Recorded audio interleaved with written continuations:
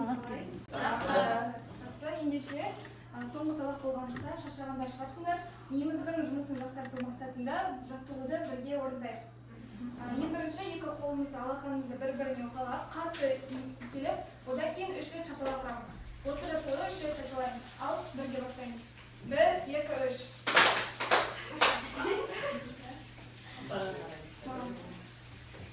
Көрініп тұрмайды ма? Енді 3 рет шапалақ. Тағы да. Қатты. Алақандарын қызу керек. Енді 3 рет. Тағы бір рет.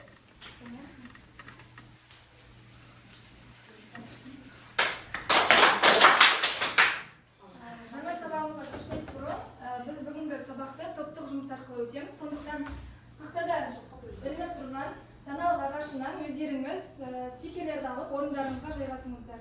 Сол бойынша топқа бөлініп отырасыздар. Әрқайсыңыз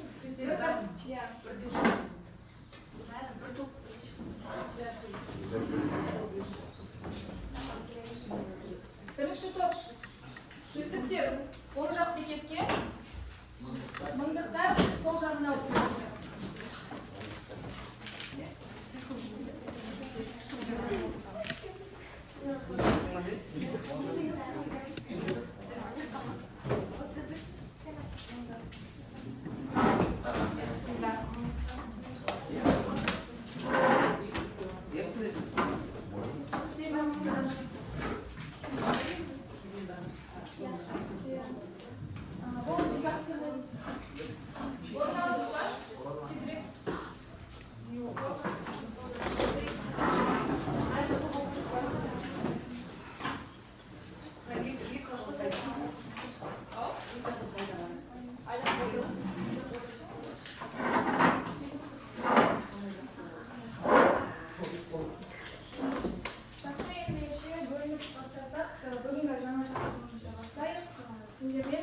Ең алғашқы миды қозғалту мақсатында сұрақ қойғым келіп тұр. Сендер үшін құндылық деген не?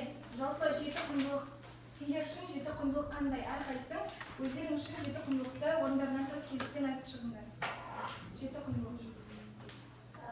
Мен үшін құндылық деп.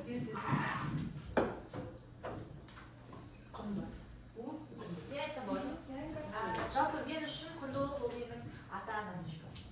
Жеті құндылық. Өзім үшін ба? Ата-ана, денсаулық, білім, туыс бар. Сосын достар, ақша, және де ойлап сыйластық деп. Рахмет. Келесі оқушы. Мен үшін жеті құндылықтың ең бірінші құндылығы менің отбасым, ата-анам, екінші бауырларым, үшінші достарым, төртінші өзімнің денсаулығым, және де арамыздағы бірлік, сыйластық, бесінші бұл адамдар арасындағы түсініспеушілікті жою деп ойлаймын. Себебі адамдар арасында түсініспеушілік болатын болса, олар бір-бірімен араласуы, туысқандығы үзілуі мүмкін деп ойлаймын. Алтыншы өзімнің бар мақсатыма жету. Жетінші бұл өзіміздің отанымыз. Жақсы, рахмет. Келесі оқушы. Тезірек барлығымыз жауап беруші. Мен үшін жеті құндылық ата-анам, бауырларым, біз үшін ұстаздарымыз құнды, денсаулық, достарымыз, және де адамдар арасында адаммен сыйластық, сосын еңбек ету. Рахмет, Амина. Осылардан басқаларын айтып Қозғалмаған. басқа нәрсе жаңағыларын болса, мынаны қозғамайды. Айтпаған құндылықтарды айтып кетсеңдер болады. Жеті болу маңызды емес. Ең маңыздыларын ғана айтсаңдар.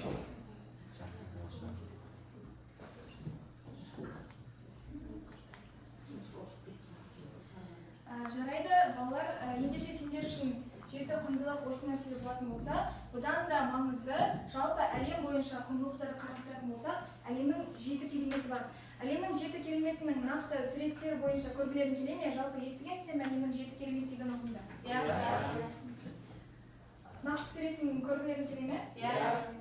Жақсы, онда бұл суретті көру үшін сендер тақтада ілулі тұрған алтын қақпаны алу керексіңдер.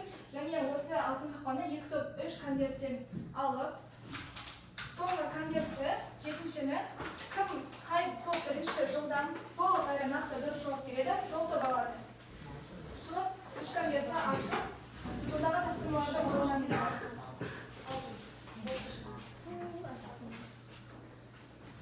Үш конверттен. Тек бастапқы қағаздан аласыңдар.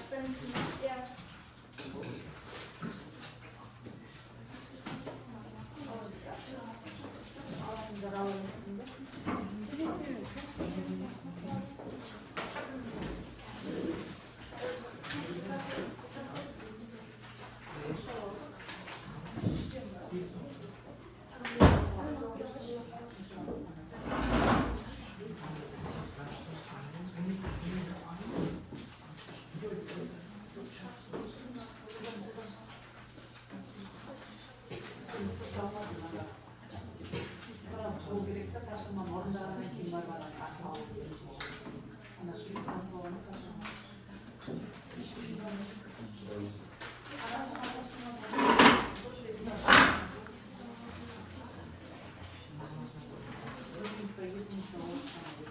Жауап бересіз, я жауап беруге болады. Мен сары конверттен алдым. Бірінші сұрақ, сан есімнің мағыналық түрлері нешеу? 6 мағыналық түрі бар сан есімнің: атапшық есептік сан есім, реттік сан есім, болжалдық, бөлшектік, топтау және де жинақтық сан есім. Ал болса, екінші сұрақ, пысықтауыш дегенде, пысықтауыш іс-қимылдың сапасын, мөлшерін, мақсатын, себеп салдарын білдіретін түрлаусыз мүшесі. Жақсы.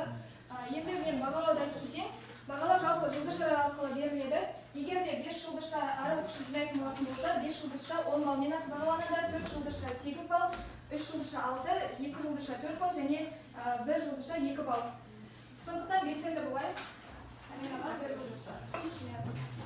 Белсенді болма.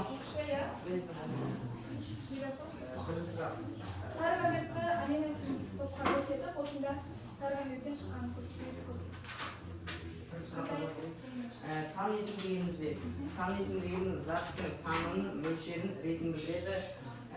Оның сұрақтары нешінші, қанша, неше және құрамына қарай шара және көбейтіп бөлінеді. Соңында көрсетіп. Шара және көбейтіп бөлінеді. Бекасылда дұрыс жауап берді.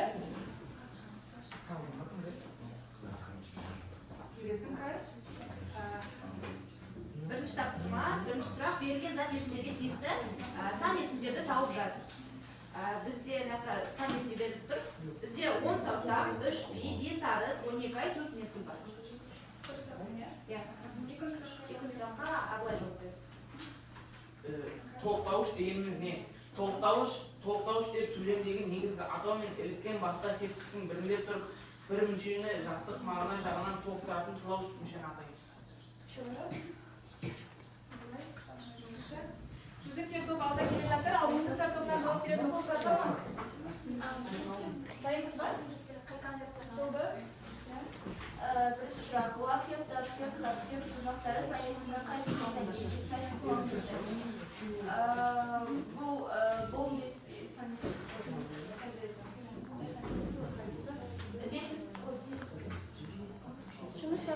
Топтау, я? Келесі сұрақ, қандай сұрақ? Баяндауыштың ережесін айт. Бастауышта кәсіп және кім екенін Сын білдіретін, қимылын білдіретін тұлғалы мүше. қандай сұрақтарға жауап береді? Барлық Қай суставынан жасалса, сол суставының сұрағына жауап береді. Тағы болған оқушылар бар ма? Бірінші біткен жүздіктер тобы соңғы конвертті, 7 конвертті ашып, қайтадан тапсырмалар болады. Белсенділіктеріңізге рахмет. Мыңдықтар тобы сіздер алдыңызда. Егер жауап бере алмаса, жауап берген оқушылар команда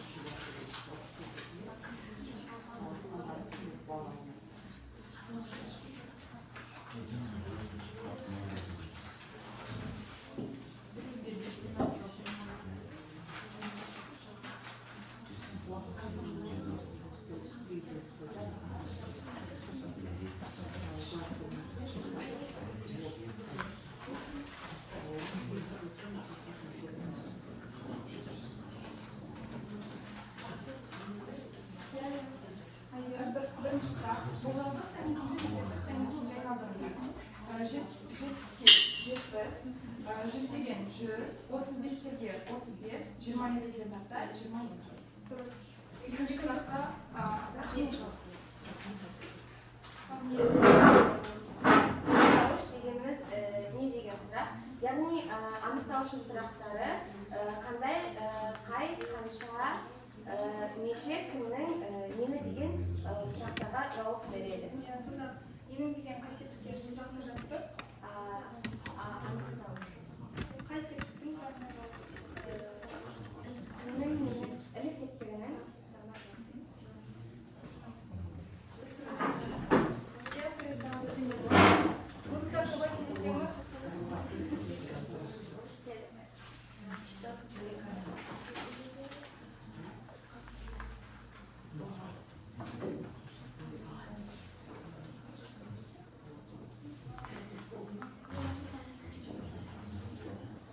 Жиырма секунд саны, 20 секундқа шейін жауап бермесе болады.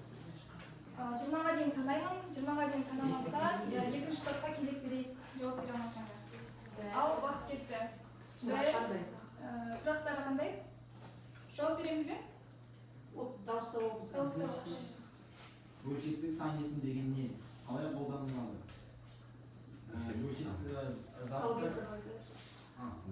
Заттың бөлшектік санын білдіреді. Иә. Екінші сұрақ, мақал мәтелдерде жоғалған сан есімдер тап, қай сөйлем мүшесінің қызметін қамтыған батыр бөледі, қорқақ мың өледі. Екіншісі, 100-тен мың болғанша мың досың болсын. Білекті бірді шығарды, білімді мыңды шығарды.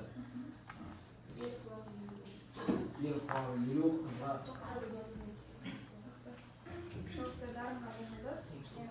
Сіздерге тиісті жолдауды жолдап сөзбен жазылсан есімнің қай мағыналық түріне жататынын анықтаңыз. Көрмейсің приложение.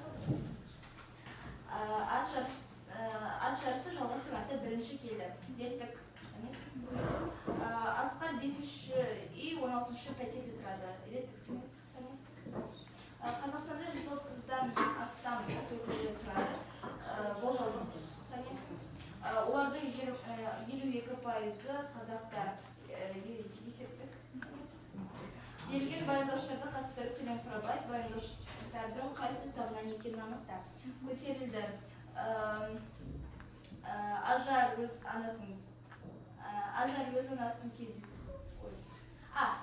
анасымен кездескенде көңіл күйі көтерілді. Келесі. 36 бөлініш. Alt жердегі алғым 36 істеге 36 беріп алады, иә? Жақсы. Енді оқушылар, жалпы осы тапсырманы орындау барысында суреттерді алдық па? Иә. Алмаған суреттерді үлестіріп жібересіздер. Суреттермен тақтаға шығып көрсетейік барлығын.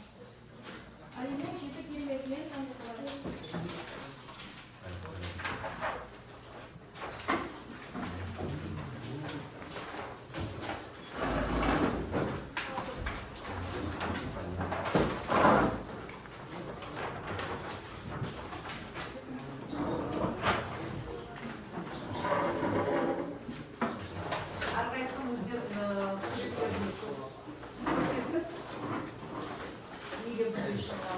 Кім көреді соны сөйлейді ғой? Орындағында атады.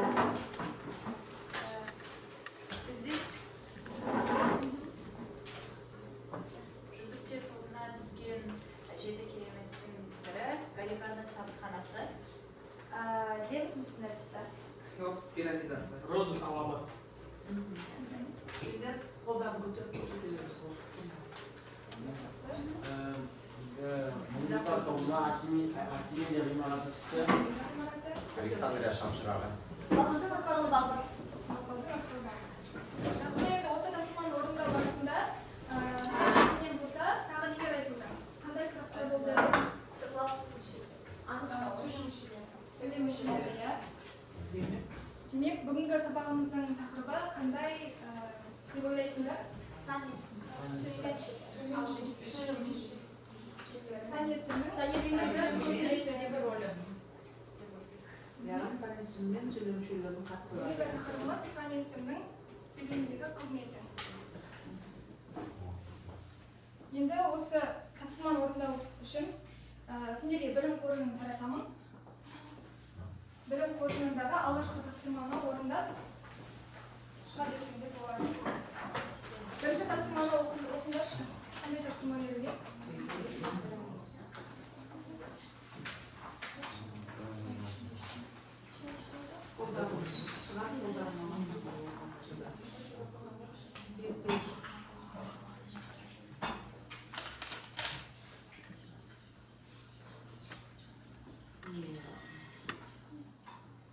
Бірден дауыстап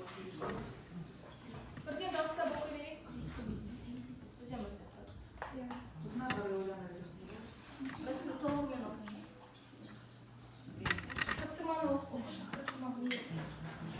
Мәтінді оқып талдап, ішінен сан есімді тауып, құрылысына қарай және мағыналық түрлеріне ажыратып айтты. Топ бойынша мысалы шығарып топпен бірге айтсаңдар болады, иә? Тапқан сөйлемдеріне байланысты әрқайсысы бір-бір сөйлемнен топ мүшелері барлығы қатыссын. Себебі бұл топтық жұмыс. Қай сөйлемде сан есім бар, сол сан есім бар сөйлемді айтып, сан есімді мағыналық құрылысына қарай ажыратып айтасыңдар. Иә.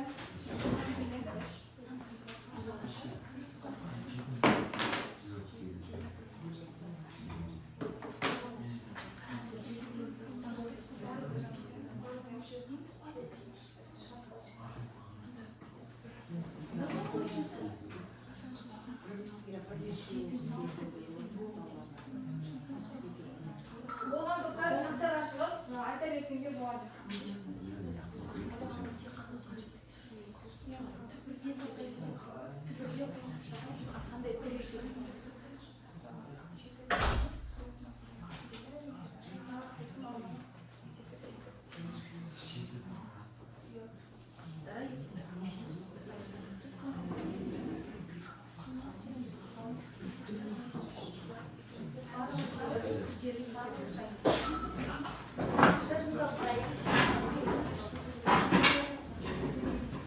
Бізге берілген тапсырма мәтінді оқып талдап, ішінен сан есімді тауып, құрылысына қарай және мағыналық түрлеріне қарай ажыратып айтты. Әлемнің жеті кереметі. Артемида ғимараты көне Эфес қаласында 5 ғасырда тұрғызылған ғибадатхана. Бұл жерде сан есім 5 ғасырда тұрғызылған. Мағыналық түріне қарай сан есімнен реттік сан есім болады. Ұзындығы 105 метр, ені 51 метр. Бұл жерде 105 және 51 есептік сан есім. Құрылысына қарай. Галикарна кітапханасы Кари жерін басқарған Акиметтер әулетінің ұрпағы Мавсул патша салдырған бір ғимарат. Бір жағы қорым, екінші жағы табынатын жер ескерткіші болған. Мұны сәулет өнерінде зиггурат ғимараттарнасы дейді. Кесені биіктігі 46 метр, кесене 19 ғасырда тұрды. Кесене биіктігі 46 метр реттік. Есептік сан есім 19 ғасыр реттік сан есім. 19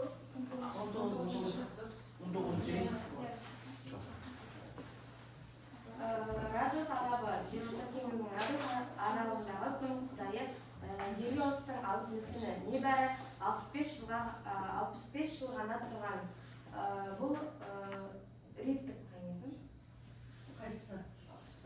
Небәрі есептік сан есім небәрі 65 жыл ғана тұрған. Жер сілкінісінің кезінде жермен жексен болды. Біздің заманымыздан бұрын 3 ғасырда салынған.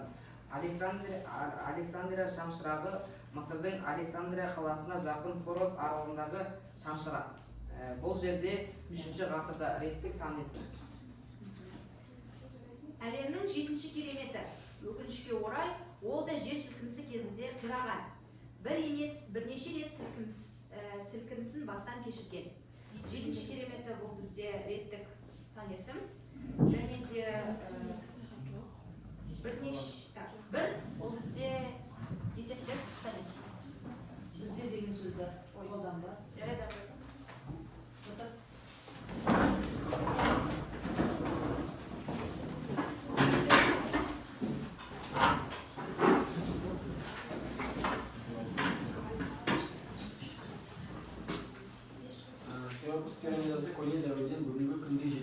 жер бетіндегі ең ежелгі құрылыс 7 кереметтің алғашқысы дара есептік Қайсысы сан есімді анықтайсыз? 7 сан есім дара есептік.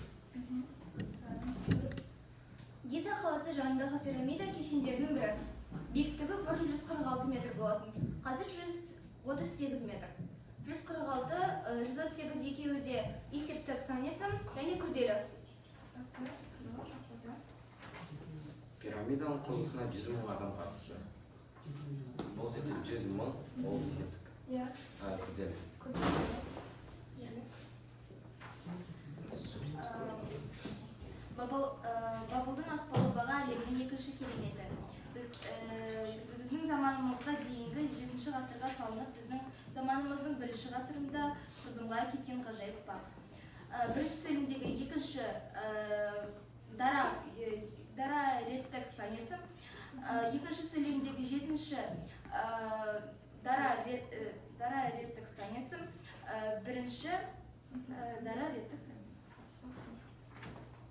Аңызға сенсек, бұл жұмбақ бақты Вавилон патшасы екінші өмірлік жары патшайым Аметиске деген махаббатын білдірмек ниетпен салынған.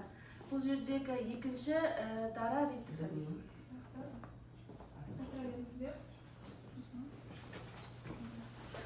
Енді оқушыларымыз тақырыбы бойынша маған кері байланыс берсеңіздер.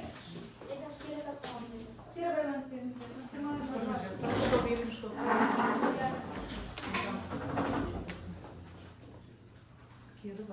Кері байланыс бірінші топ, екінші топқа. Дұрыс жауап берді ма, бермеді ме, соны айтып жіберсеңіздер. Тезірек. Айтсақ болады. Жүздіктер тобы мұңдықтарға, мұңдықтар жүздіктер. Мұңдықтар тобына келе барамыз.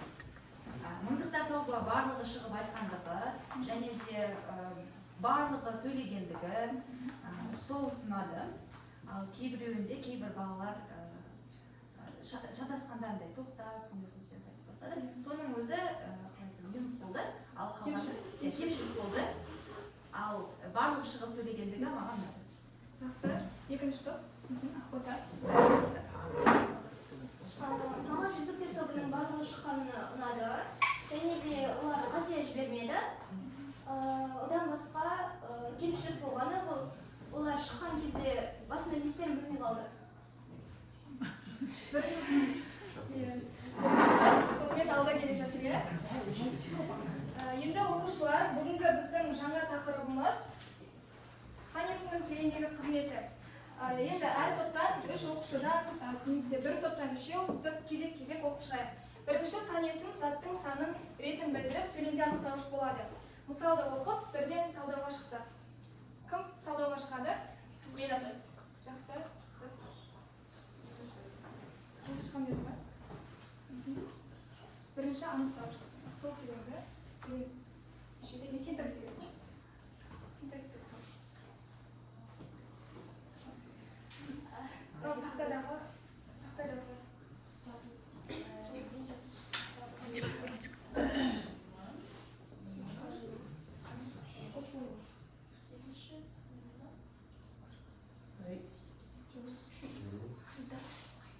Сұрақ қойып, синтаксисті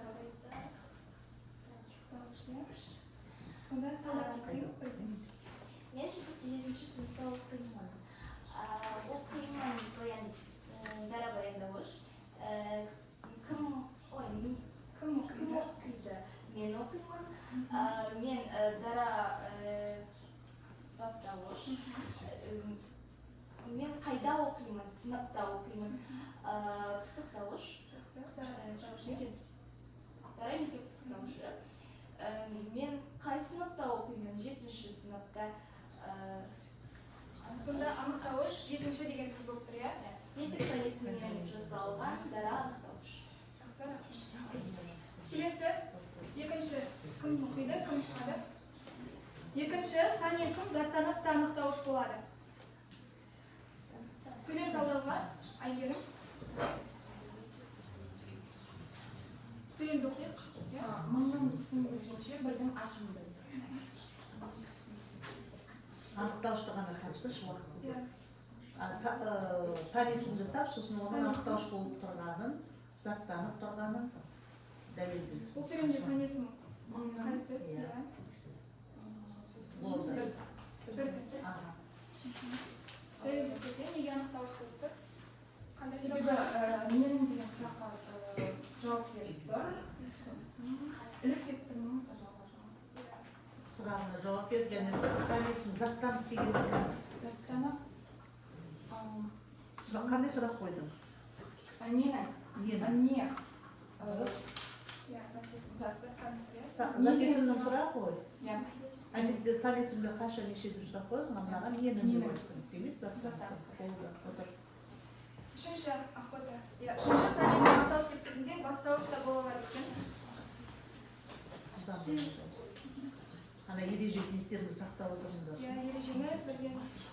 Алдау ала болса ауызға кетеді, төртеу түгел болса төбедегі келеді. Бұл жерде сан есім бастауыш болып тұр. Жинақтық сан есім алтау және төртеу. Сұрақ қойған болсын. ой. Нешеу, алтау, нешеу, төртеу. Болса, Сонда сұрақ қой.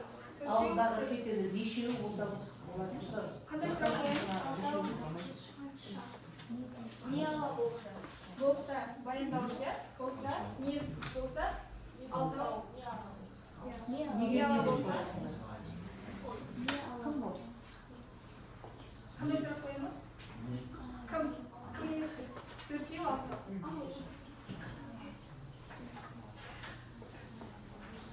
Келесі төртінші сан есім жіктеліп немесе көмекші етістікпен баяндауыш болады. Кім талдауға шығады? Бекасыл? Сан есім жіктеледі. Иә, жіктеледі және көмекші етістікпен тіркеседі. Баяндауыш болады. Алло.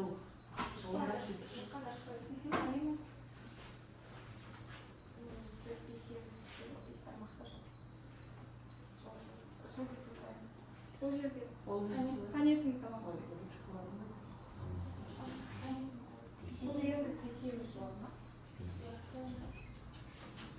Бесеуіміз баяндауыш.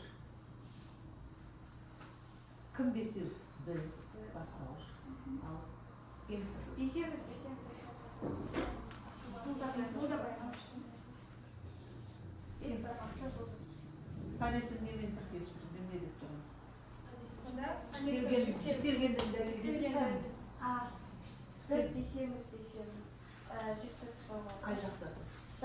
Көптер бірінші. Бірінші топ, иә. Бес бармақты жұлдызбыз.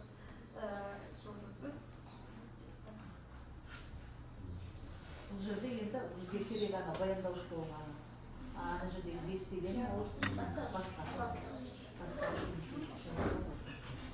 Жұлдызбыздың басы бес па не? Неге басқашы дей салдыңыз? Бесінші сан есім септелікте септелмейді етістіктің алдына келіп пысықтауыш болады.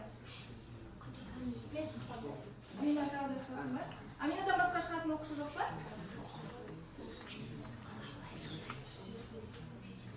Сан есім не істейді? Септеледі. Септеледі және Септелмейді. септелмейді. Етістіктің алдында тұрады Етістіктің екен алдында да? келеді. Үнемі етістіктің алдында келеді және пысықтауыш болады. жиналмақшы Етістігім осы, етістіктің алдында келеді. Етістіктің алдында Оқушыға дұрыс. спорт алаңына Қайда жиналды? Енді қаншада жиналмақшы үштен қаншада дегені қашан жиналды? Демек, мына етістіктің алдында тұрып, пысықтауыш болды ма? Болды. етістіктің егер де сан есім септеліпті септелмейді етістіктің алдында пысықтауыш жоқ дейді Мына жер септеліпті ма?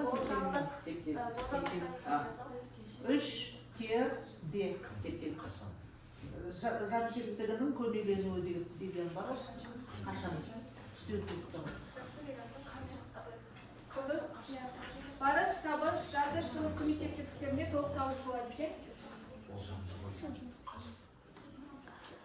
Мысал болайық. 9-ға 8-ді қосу, 10-нан 5 тауы, 13-пен септеледі. Толықтауыш. 9-ға, иә. 9-ға, 8-ға,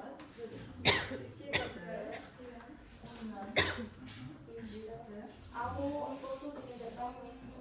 қазір жұлдыз өз жауап берсін. Қандай мағынада тұр? Бұны енді дәлелдеп кетті. Қандай қанша қандай сұраққа жауап берді?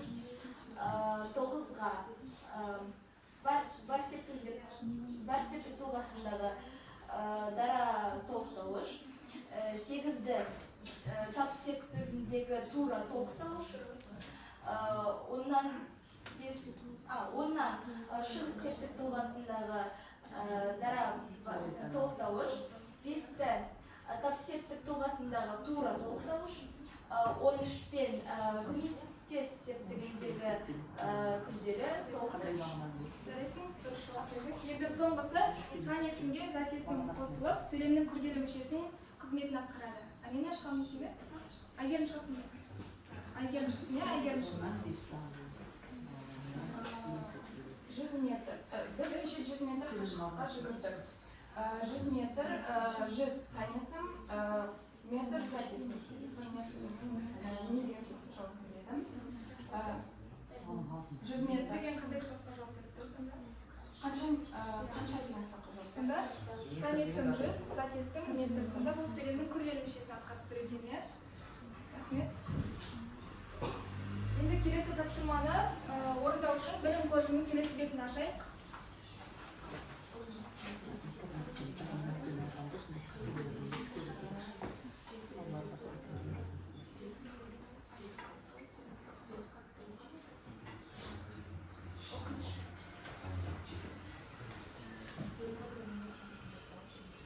Жалпы сендер жеті деген әлемнің 7 кереметін өтіп жатырмыз, иә? Әлемнің 7 кереметі, сан есімнің сөйлемдегі қызметі. Осы жерде біз 7 санын көп айттық, иә? 7 санына қатысты қандай ұғымдарды білесіңдер?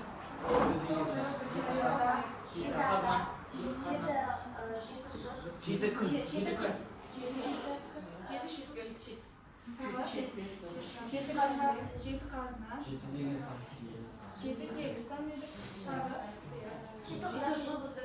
Жеті қараш жұлдыз.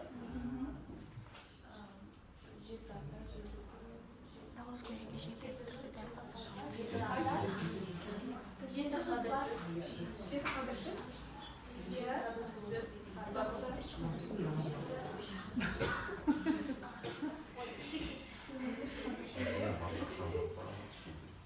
Жеті шелпек.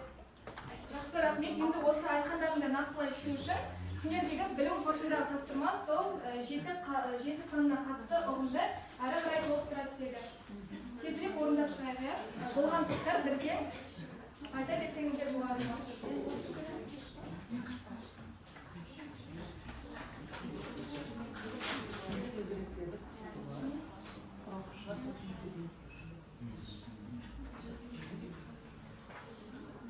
Жеті деген құрылысына қарай және мағыналы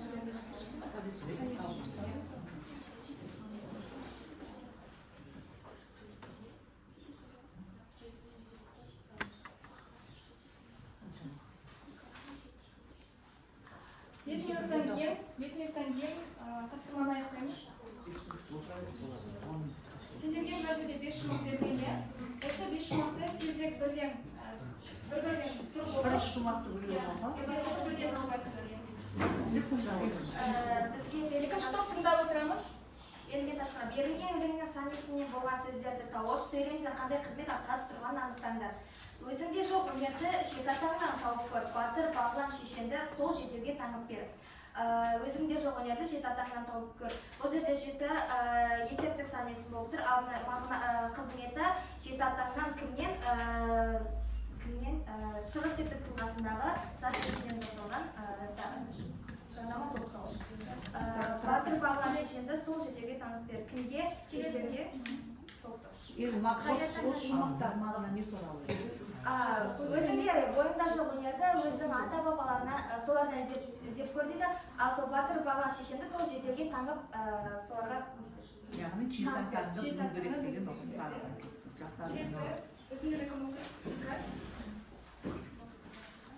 Әз тәуке хан жарғысы неге жетеу ұқтың ба? Жеті суға түстің бе? Жеті аралдан шықтың ба дейді. Бұнда сан есім жетеу. Жетеу бізде жаңағыдай қанша саны жауап берді, бұл анықтауыш болады. Жеті суға түстің бе? Қайда мекен сылтауыш болады. Және де жеті аралдан шықтың ба? Қайдан? Бұл бізде мекен сылтауыш болады.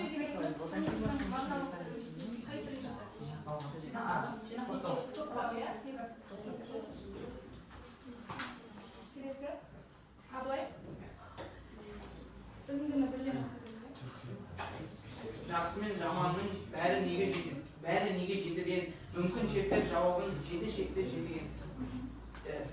Бұл жерде мағынасы жеті шекті жетігенді айтып тұр. Және де жетіден бұл тоқтау санеsin. Жетіден тоқтау санеsin. Жеті шекті жетіген. Жеті бұл есептік санеsin. Жетіген деген не? Жетіген деген бұл қазақтың ұлттық аспаптарының бірі. Жеті шекті аспап. Музыка, дарынға белсенділігі үшін тағы бір жұлдыз. Әлде осы жетінің шын түбірі жетумен, жете алмай, қанша ғұмыр өтуде. Осы жетінің бұл Осақта. анықтауыш, мен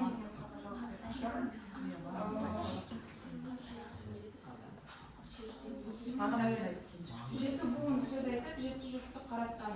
Жөн бе жоқ дұрысы, жеті шетпек таратқан. Жетілуге жетуге, жеткізге деп жаратқан.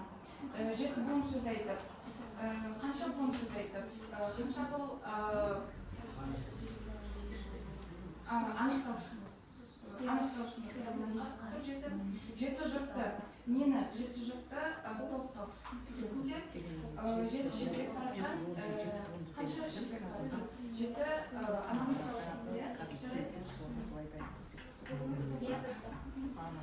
келесі топ мыңдықтар жауап берейік.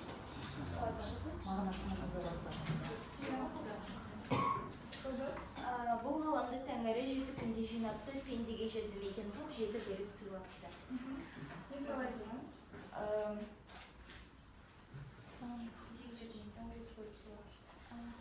Тәңірдің біздің жеті қат аспан деп айтылады, иә? Жеті қат аспан. Бұл жердегі сан есім. жеті күнде жинапты, жетті.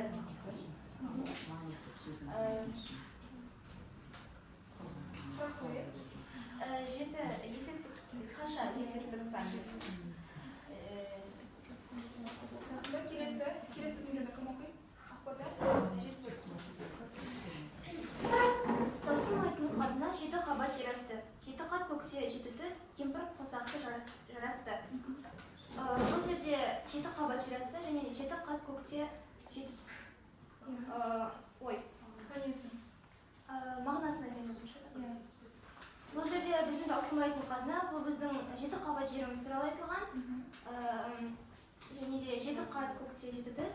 Кемпір қосақ туралы айтылған, себебі кемпір қосақта жеті түс бар, жеті түрлі түс. Бұл жердегі сан есім жеті қабат жер асты дегендегі жеті қабат, жеті қат көкте жеті түс, жеті қат. Жеті қабат деген сөздегі жеті қай сөйлем мүшесінің қызметін атқарып тұр? Жеті қанша, яғни анықтауыш. Анықтауыш дұрыс. Келесі Айдана. Жеті жасқа келгенше жетен таяқ кімде емес, жеті басты аждаһа сәлемі алар жебелес. Бұл жерде мағынасы бала жеті жасқа келгенше жеті таяқ жеді. Және де жеті басты аждаһа дедім, мен айдаһа деп түсіндім. Жеті басты айдаһа сәлемі алар жебелес. Тоқтаусыз жайы бар.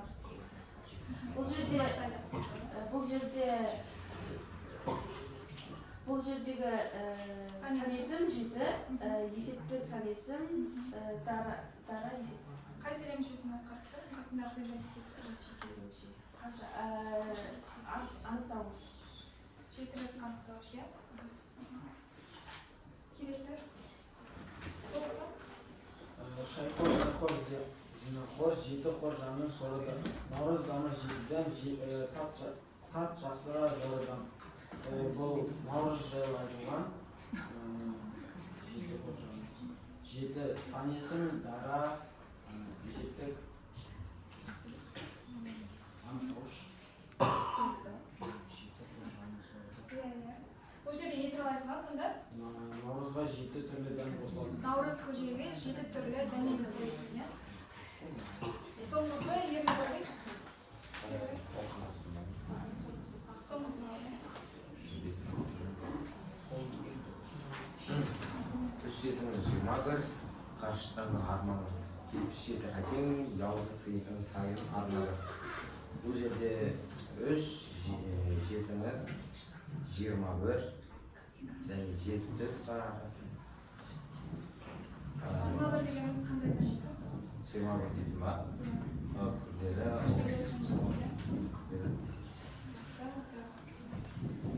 Жақсы оқушылар, бүгін біз сіздермен әлемнің 7 кереметіне бөлек жалпы 7 санына қатысты ұғымдарды біліп шықты. Өздеріңде білімдер, иә? Толықтырды деп ойлаймын білімдеріңді.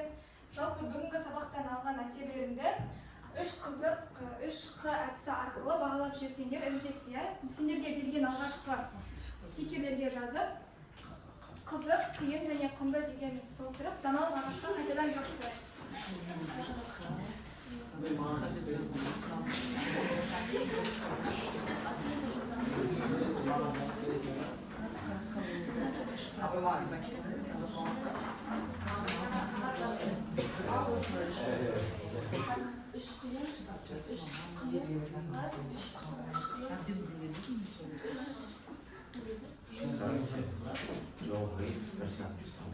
Болды айта береміз.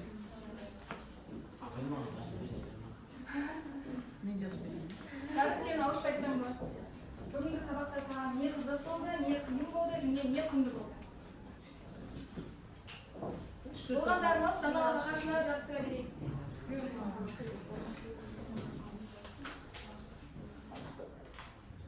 Сен ауызша айта бер. Оған дейін сендерде неше жұлдызша жиналғандарын санап, бір ортадан бір топташы шығарып, сол қағазға жазып берсін, иә маған? Сол бойынша бағалаймыз. 5 жұлдыз жинаған 10 ең жоғарғы балды жұлдыз.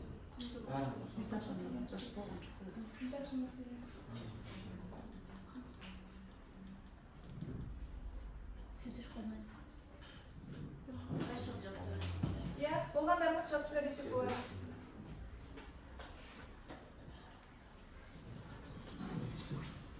Как удобно.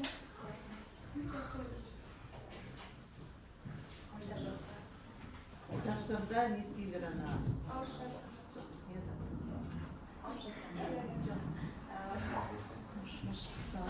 Так, 3Қ әдісі арқылы әлем қызық болғаны, әлемнің 7 кереметі жайлы өткеніміз. Қиын болғаны себеп талдаған болды. Ал құнды болғаны 7 санның құндылығы жайлы білу мен үшін құнды ақпарат болды. Жақсы, рахмет. Келесі. Сен жұлдызшалар санай бер.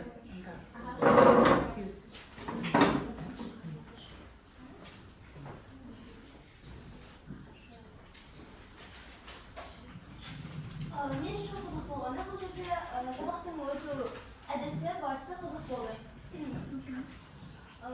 Қиын болғаны ондай ештеңе қылмады, бірақ та ашық сабақ деген соң қобалжу болды.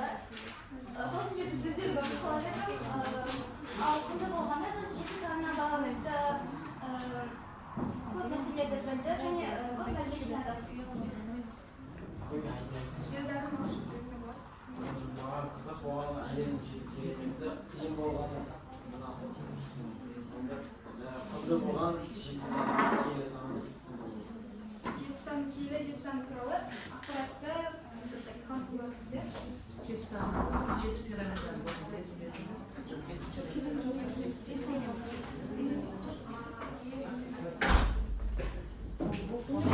Сабақта біразын сурет алудан қойған екенсіздер, иә? Болды, қалғандарын. Жапсырып кете берді.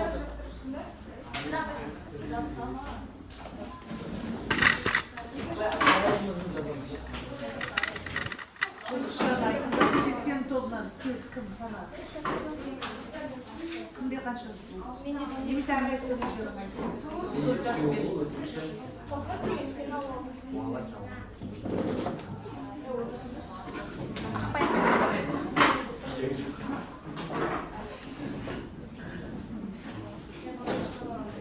Болдық па, иә?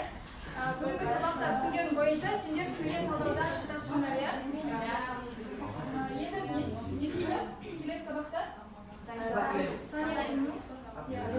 Сондықтан сіздерге үй тапсырмасы ретінде бүгінгі өткен тақырыпқа байланысты